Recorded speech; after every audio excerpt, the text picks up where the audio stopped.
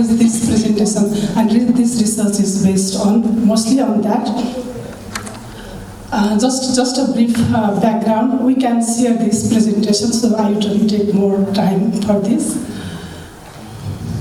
The Constitution of Nepal, Nepal's government policy emphasized for the clean energy supply, and which is the main priority for the 15th National Plan of Nepal as well, and mostly forest and energy and environment government sector has emphasized to provide clean energy supply to the country.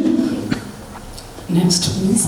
And CDM, Clean Development Mechanism, is one of the main commitment of Nepal from Kyoto Protocol, Paris Agreement, and last Glasgow conference as well.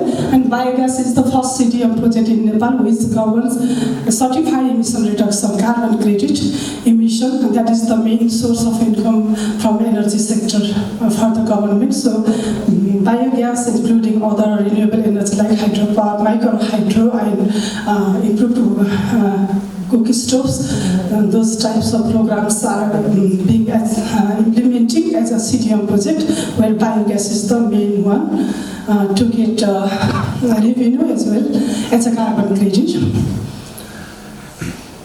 So it is a global issue as well. Nepal aims to ensure 15% of the total energy demand from clean energy services, and it is committed in COP27 summit in Glasgow, last conference. And also ADB suggested Nepal faces 2.2% of annual GDP due to climate change by